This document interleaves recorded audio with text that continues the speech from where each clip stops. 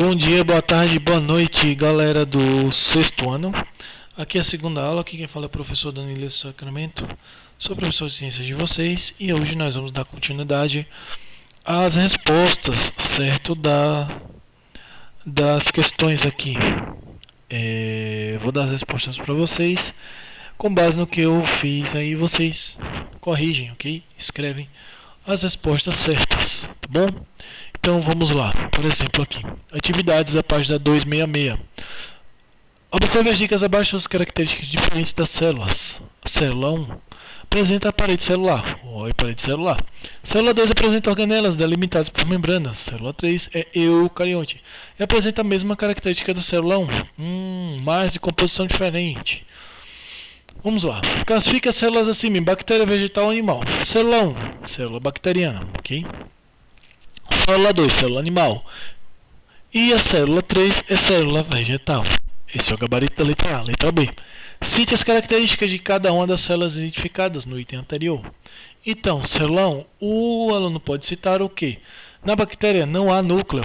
Entendeu como é que é? A célula é procariote e por isso a ausência de algumas organelas e todas elas praticamente delimitadas o que? Por membranas. Então, exatamente isso. As organelas elas acabam não sendo delimitadas por membranas, em que os produtos delas estão meio que espalhados no citoplasma, por exemplo, o núcleo como um dos meios de diferenciação. Letra B. Cite duas características de cada uma das células identificadas no item anterior. Só que aqui é a célula 2. O aluno pode citar, por exemplo, da célula animal que não há, ok, na célula animal, não há parede celular. E que a célula animal é eucariótica, ou seja, a célula eucarionte. Ok? Em que há um núcleo delimitado por membrana. E a partir daqui, ok? Na célula 3, você indica que há um vacúolo e plastos, como exemplo, vacúolos e plastos são exemplos das células vegetais. Os cloroplastos, as células vegetais possuem, claro, as células vegetais têm características algumas comuns. Estas três só são das células vegetais. Outras, por exemplo, em ser eucarionte, por ter a carioteca, ou seja, o núcleo delimitado por uma membrana chamada carioteca, é comum com a célula do animal, ok, gente?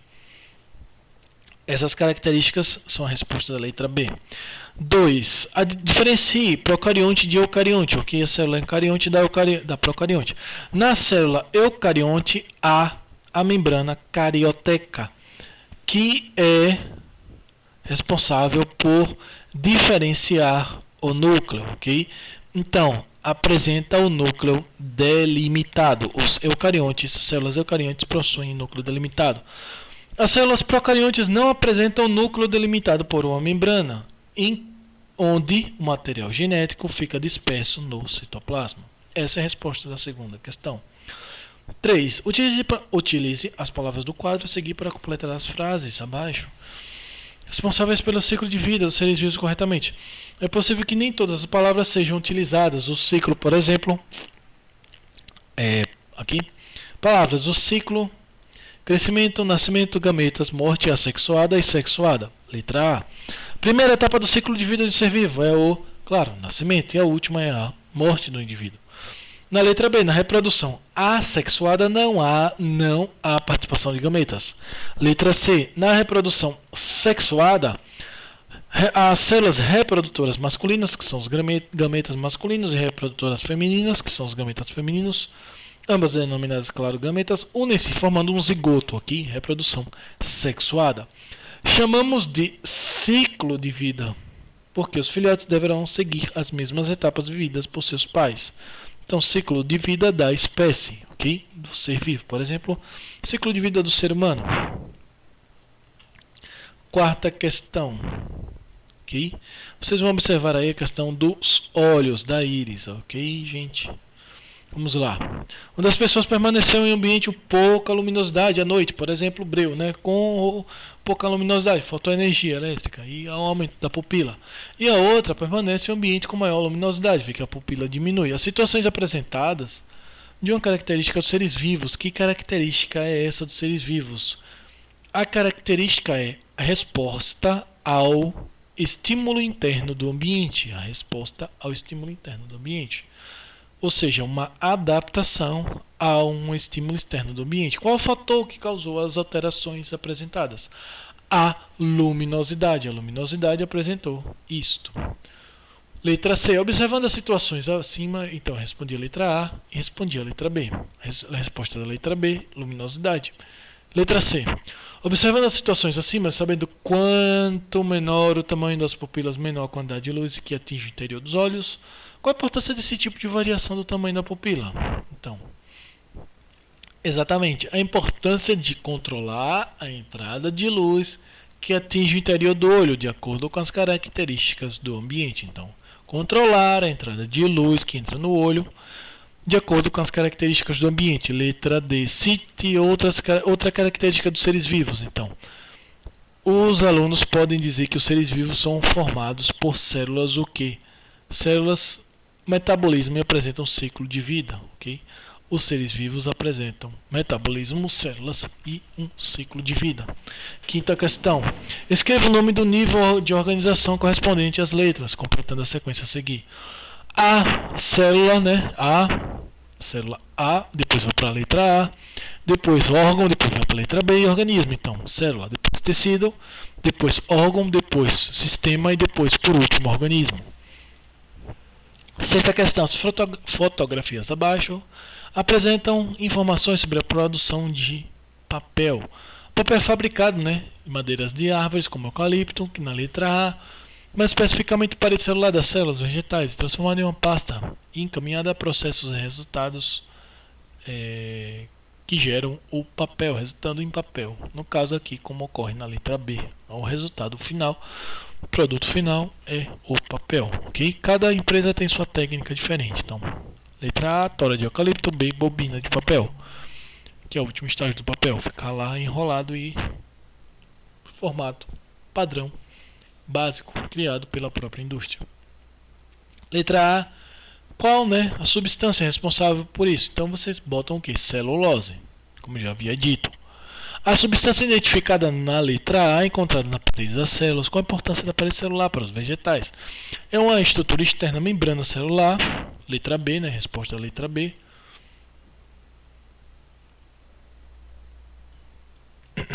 Desculpem. Resposta da letra B da sexta questão. O que acontece? Suporte das células vegetais, evitando que elas se rompam e contribuindo também para manter seu formato. Então, é responsável, auxilia na proteção e suporte das células vegetais, evitando que elas se rompam e, claro, contribuindo também para manter seu formato.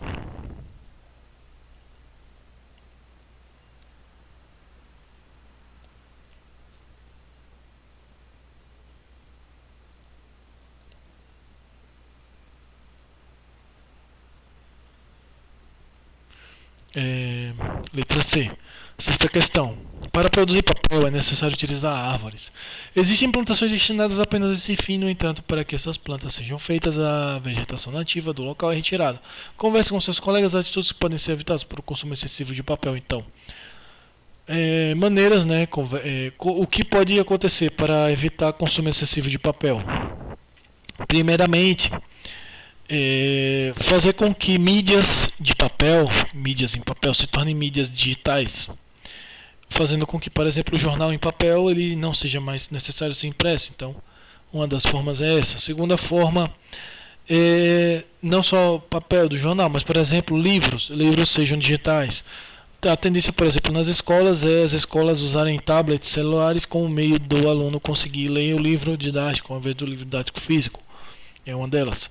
Ou caso haja necessidade de também ter ou somente ter o livro físico, a produção, por exemplo, de livros reciclados, de livros de material reciclado. Vamos ver isso também, a questão de transformação, ok? Transformação desses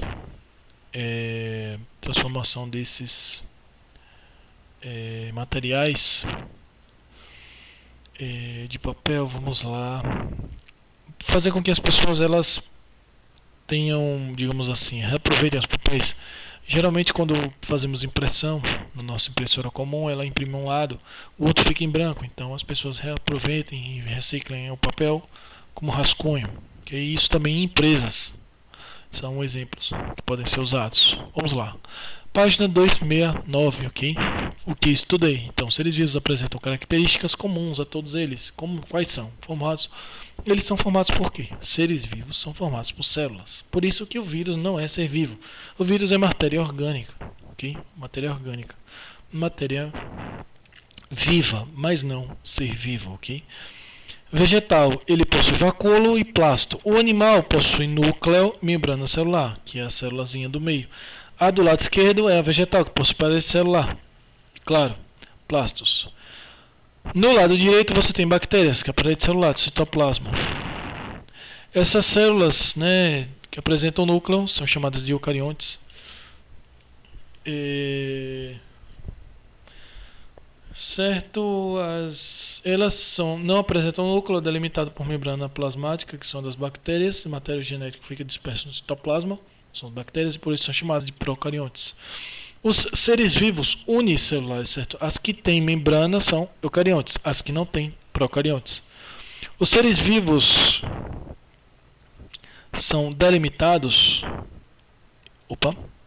Os seres vivos unicelulares são formados apenas de uma célula, já os pluris são formados por mais de uma célula. Eles todos apresentam metabolismo, incluindo caso que são reações e formatações de produtos químicos que sofrem quebras e fazem quebras de moléculas. A quebra dessas moléculas para a liberação de energia pode ocorrer da presença de gás oxigênio ou não. Quando ocorre na presença, são organismos aeróbicos. Caso haja ausência de oxigênio, são os anaeróbicos. Possuem atividades de responder a estímulos, apresentam um ciclo de vida próprio e possuem etapas como nascimento, crescimento, desenvolvimento, reprodução e morte. Página 271. O sal é utilizado como preparo de diversos alimentos. Okay? E o mineral é obtido na água do mar. Por exemplo, é colocado no lugar em que a água evapora e só sobra o sal. Água retirada do mar, encaminhada para enormes tanques que recebem luz solar diretamente, com a incidência de luz solar e ação do vento. A água muda do estado físico e é separada na produção. Estando concentrada de sal dos tanques posteriores, o sal é coletado e receber um tratamento para que fique adequado à comercialização e ao consumo humano. Marque o X nos tipos de transformações dos estados físicos observados no processo de obtenção do sal, que permite sua extração do mar. Então, ocorre o quê? A evaporação ou vaporização da água. Os tanques da salina são amplos e apresentam alturas reduzidas e tal. Então, a importância dessas características. Os tanques são amplos e apresentam alturas reduzidas. Por que são amplos? Eles são amplos e possuem essa altura reduzida. Porque a quantidade de água, certo? A resposta é a seguinte: porque a quantidade de água precisa estar em uma altura pequena para que haja melhor vaporização. Okay? O tamanho da água, a altura da água precisa ser pequena, por isso que ele é gigante, porém pouco alto, porque a altura da água precisa estar pequena para que a água evapore logo e sobre muito sal acumulado. Ok, vamos lá. Transformação de estado físico, que marcou um X no item A, pode ocorrer de duas formas, certo? Então, o nome da mudança de estado físico pode ocorrer como a ebulição, que é a mudança de estado físico, que está no lado esquerdo, que a água pode chegar a 100 graus, e a evaporação, que é a mudança de estado que ocorre natural, de forma lenta. Essa mudança pode ocorrer na superfície da água e não envolve a mudança de bolhas, ok? Então, ebulição, há bolhas, produção de bolhas. E que não há bolhas é evaporação, que ela vai e corre de forma direta. O sal de cozinha produzido no Brasil recebe a adição de uma substância que colabora com a prevenção de doença, conhecida como bócio. Meu Deus. Então, para produzir, né, qual é a substância que é importante para que não ocorra o bócio? Então, é o que? O iodo, ok, gente? A segunda questão meu Deus do céu. Eu vou falar um pouco devagar para não desmaiar aqui. certo? Eu vou diminuir aqui a velocidade. Para o tratamento de água que recebemos assim na coleta tratamento de esgoto, as companhias de saneamento, elas cobram valor em dinheiro por meio de uma fatura de água. Vejam na imagem a seguir o exemplo dessa fatura de água na residência, por exemplo, de Márcia, ok? Ocorre aqui uma fatura de água, gente. Então, qual é o mês de referência dessa fatura e tudo mais? Então, o mês de referência é o consumo de 31 dias, ok? Ocorre, foi 222 metros cúbicos, 22 mil litros. O consumo de água foi de 710 litros. O mês de referência é o mês de março, que ocorreu 710 litros de água, ok? Observando esses dados, letra B. Então, a interpretação é a seguinte: os alunos não, pois no mês anterior o consumo foi de 21, ou seja, no mês de março. Analise, interprete a questão. E aí, com relação ao mês anterior, justifique a resposta se houve economia de água ou não. Não. Houve um consumo de mais água, foi de 21 metros cúbicos de água, referente ao 22 do consumo do mês de março, ou seja, aumentou em 1000 litros de água a mais o consumo de água. Sabendo-se que não há vazamento, não houve variação da quantidade de pessoas que moram na residência de Márcia, porque é possível se deve da variação de consumo citado no item B. Peraí, gente, eu vou parar por aqui. Eu vou continuar na próxima aula, certo, gente? Eu não tô passando bem, eu vou parar um pouquinho pra não desmaiar. Tô faltando ar aqui, desculpe, gente. Alô? Olá, pessoal. Aqui. Ai, meu Deus. Aqui. Opa. Aqui é a professora Danilo Sacramento. Sou professor de ciência de vocês. Eu acho que... Peraí. Esse daqui é do 6º ano, se eu não me engano. Eu vou dar continuidade aqui ao assunto. Eu tô melhor um pouco. Fui ao médico. Certo? Eu tive problema no estômago por causa... tive problema do estômago por causa de uma comida que eu comi, que na verdade eu não comi, tomei um remédio no jejum e aí passei mal, tô mal aqui mesmo. Eu vou terminar essa aula para poder terminar a gravação, ok? E se possível, ver se dá para terminar as outras gravações.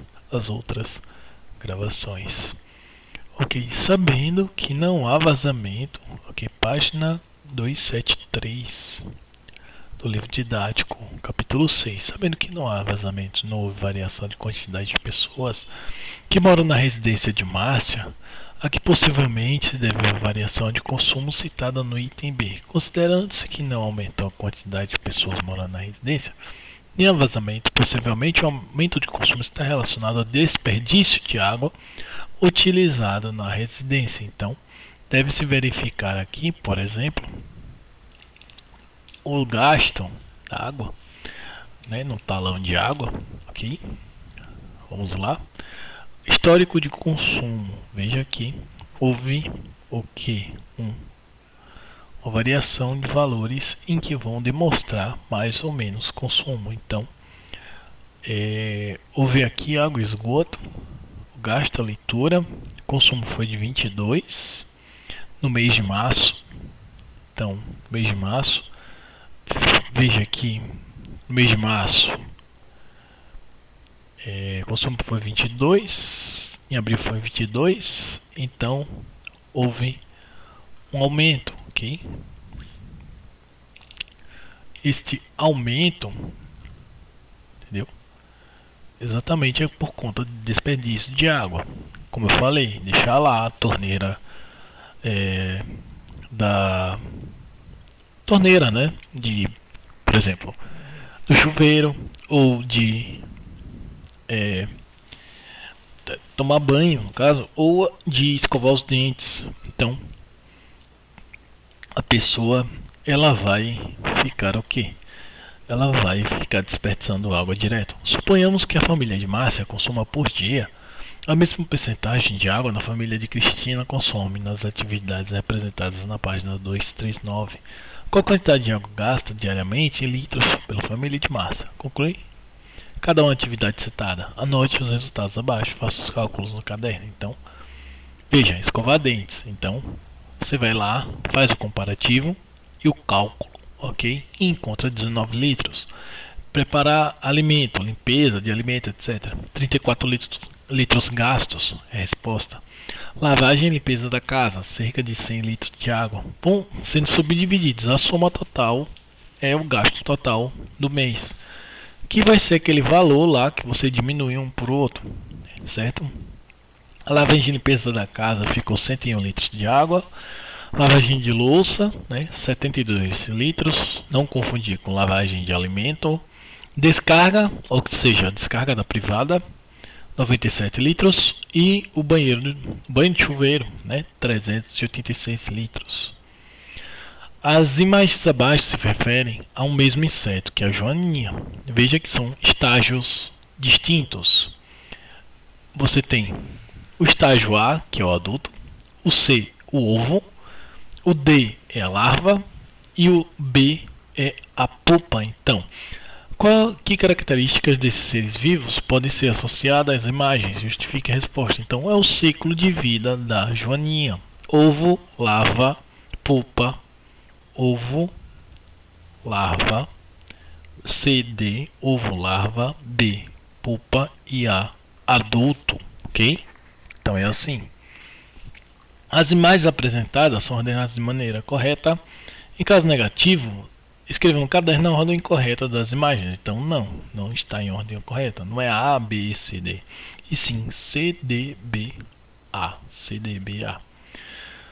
Vamos lá para a página 274. Questão 4. Relacione as colunas numerando os itens da segunda coluna corretamente, de acordo com o significado dos termos da primeira. Então, unicelular, você vai definir aqui unicelular, pluricelular, eucarionte, procarionte, anaeróbico, aeróbico. Então, de um lado o nome, do outro conceito. Então, vamos lá. Seres vivos cujas células apresentam núcleo, organela delimitado por membrana celular. Então, é o eucarionte. Seres vivos que necessitam de gás e oxigênio para obter energia e quebrar as células são os aeróbicos. 6. Seres vivos cujas células não têm núcleo nem organela delimitadas, então procariontes. 4. Seres vivos formados por apenas uma célula, unicelular. Seres vivos que não apresentam gás e oxigênio para obter energia na quebra, então são os anaeróbicos, ok? Quinta questão e última. O intestino é um novo órgão do corpo humano que a ciência acaba de descobrir. Ele esteve ali, mas foi apenas por meio de uma tecnologia mais avançada que os cientistas finalmente puderam identificá-lo. Um espaço repleto de cavidades preenchidas por líquidos presentes entre os tecidos do corpo, por isso chamada de intersticial ou interstícios, entre tecidos. Esses tecidos ficam localizados debaixo da pele. Recobrem o tubo digestivo dos pulmões e o sistema urinário, rodeiam a artéria, veias e fáscia, estrutura fibrosa onde se fixam músculos. O texto acima classifica o intestino como um órgão, defina com suas palavras o que é um órgão. Os alunos podem comentar que um órgão é a estrutura do corpo formado por diversos tecidos, principalmente de diferentes processos do corpo. E realmente, como eu já tinha dito para vocês, uma célula, várias células se juntam e formam um tecido, vários tecidos se juntam e formam um órgão, depois vários órgãos se formam e juntam, transformando-se num sistema, e todos os sistemas formam um organismo pluricelular bem complexo. Por exemplo, o ser humano. Enumere os termos abaixo de 1 a 5, na ordem crescente do nível de organização. 1 célula, 2 tecido, 3 órgão, 4 sistema e 5 organismo. Ok, gente? Vamos ficando por aqui. Fiquem com Deus. Boa quarentena, bons estudos. Tchau, tchau.